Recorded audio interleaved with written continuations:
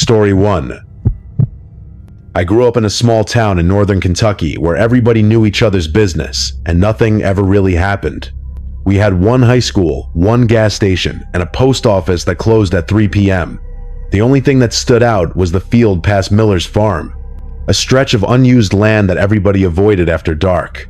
I used to think all the talk was just local folklore, bored people making up stories to scare kids. That is, until the summer before I turned 16. It was one of those humid July evenings when the air feels heavy enough to drown in. I was biking home from a friend's house just past 10 p.m., later than I should have been out, and I didn't want to take the main road because the sheriff had caught me before for riding without a light. The only alternative was the dirt path that cut across Miller's field. I hesitated for a second at the gate, staring at the field shimmering under the moonlight like some forgotten ocean. The corn stalks long gone, just tall grass swaying in the breeze. I told myself it would be fine. I'd ridden it before, even at night, though never this late.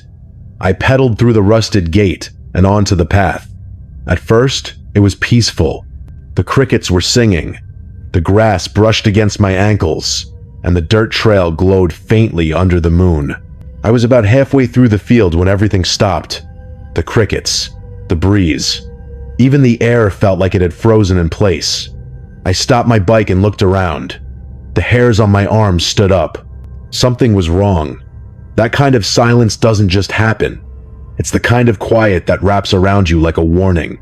I heard something. Not loud, not obvious, but there. A soft crunch of something stepping in dry grass, maybe 30 feet to my left.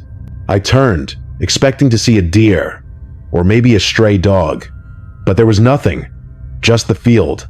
Then another sound, this time behind me. I spun around. Again, nothing. No animals. No people.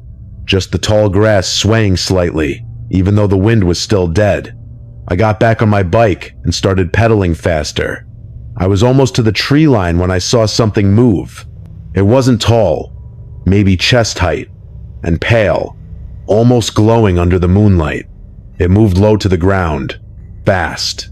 Too fast. I stopped dead. The figure paused just outside the path. I stared at it, trying to make out a shape. For a second, I thought it might be a coyote or even a weirdly colored raccoon. But then it stood up. It wasn't tall, but it was standing like a person. Arms long and crooked, like they bent the wrong way. Its head was too big for its body, and I swear to God it had no face. Just smooth, pale skin. No eyes. No mouth. I was frozen. My bike fell to the dirt. The thing tilted its head and took one step toward me, and that was enough. I turned and ran, full sprint, barefoot because I'd kicked off my shoes when I rode. I didn't look back. I couldn't. I just ran until I burst out of the tree line and collapsed on someone's porch, banging on the door until they opened it. The old man who lived there knew the look in my eyes. He didn't even ask what I'd seen. He just said, "Something's been."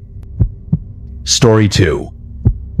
My name is Travis, and back in 2014, my family moved to a small property in southern Pennsylvania.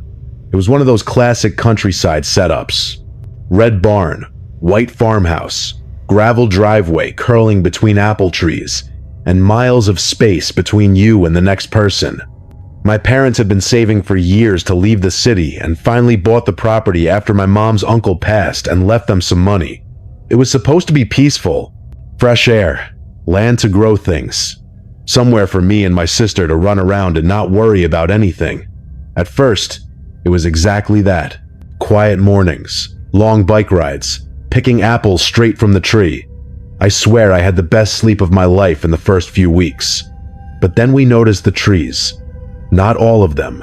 Just one section of the orchard, way at the back near the fence line, where the trees started to look wrong.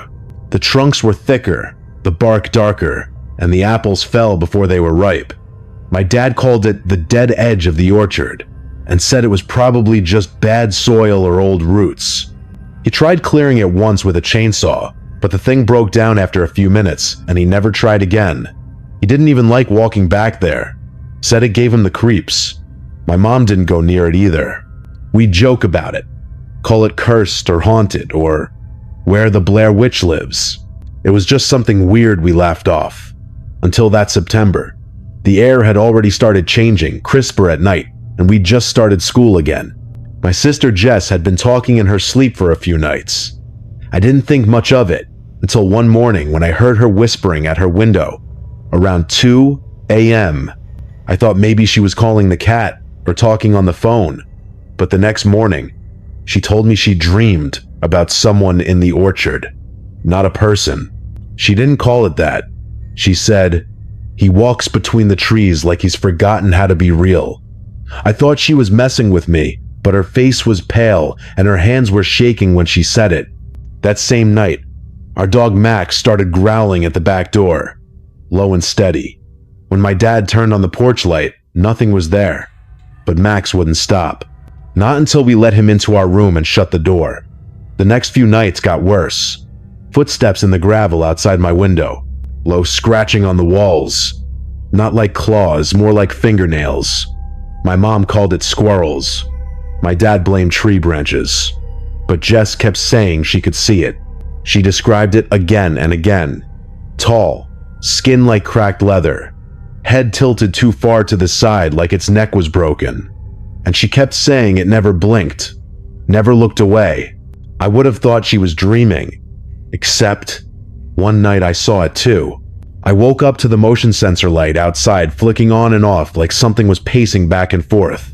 I peeked through the blinds, and there it was, halfway between the porch and the orchard, just standing there.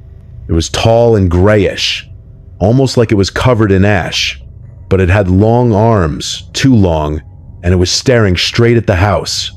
It didn't move for a full minute. Then it took one slow step toward us. I dropped the blinds and ran to my parents' room. By the time my dad got out there with a flashlight and his old shotgun, whatever it was had vanished. He didn't believe me. He said I was dreaming. Jess believed me though. She didn't even flinch. She just said, "It likes when people watch it. That's how it gets in." That was the last straw. A week later, my dad had a fencing crew come in, and they completely sealed off the back orchard. They even planted thick hedges so we couldn't see through. But the thing is, it didn't stop. We started finding apples inside the house. Not in the kitchen or on the counters, but in strange places. On my bed, in Jess's closet, one in the dryer. None of us had put them there. They looked rotten, like they'd been picked and left out for days. And they smelled like dirt and mildew, like something from underground. One morning we found muddy footprints on the wood floors leading from the back door all the way to Jess's room. My parents finally believed us. We moved out the next week. My dad rented a place closer to town while they sold the farmhouse. I haven't been back since, but every now and then, I still dream about the orchard.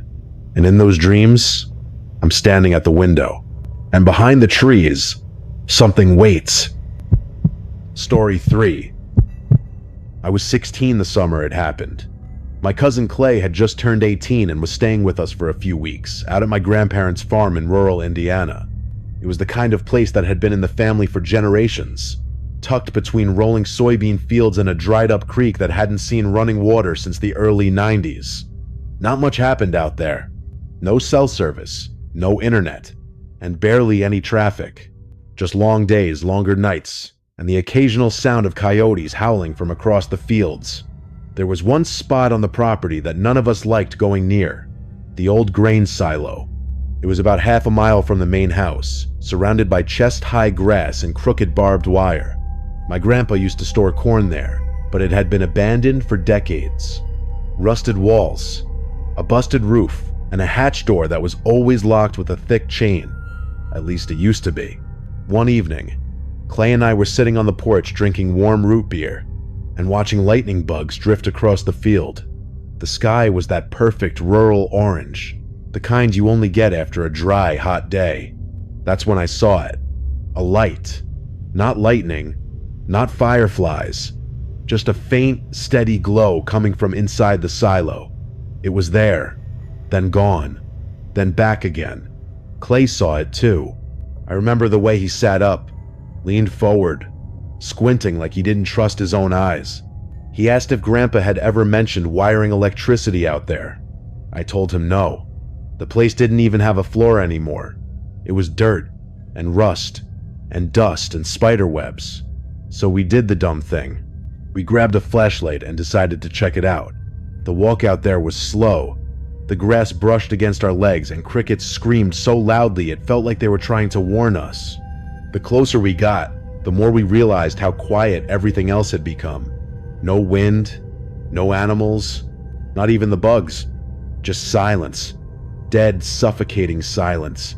The kind that wraps around you like a cold, wet blanket. When we reached the silo, the hatch door was wide open. The chain was lying in the dirt, unbroken. That should have been enough for us to turn around.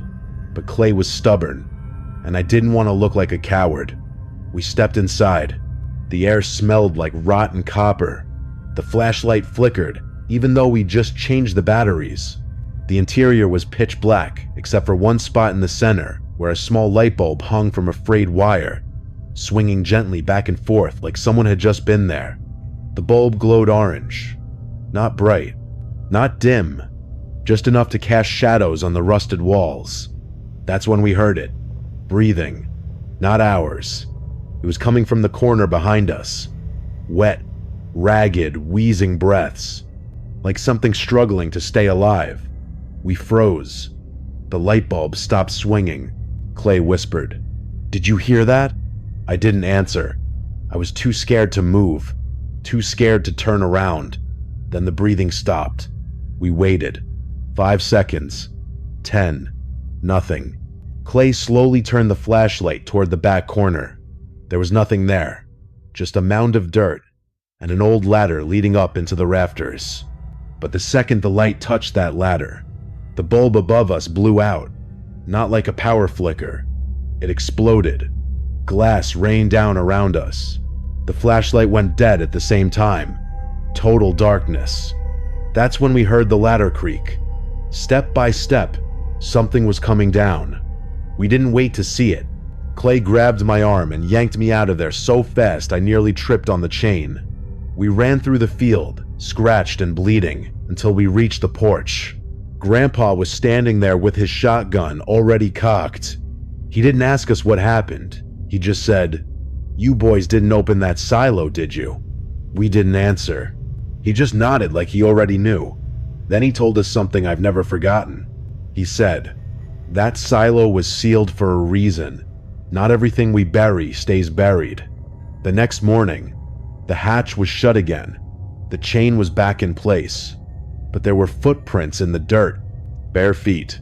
Long. Thin. With way too many toes. I don't know what we disturbed that night, but I haven't gone back since, and I never will.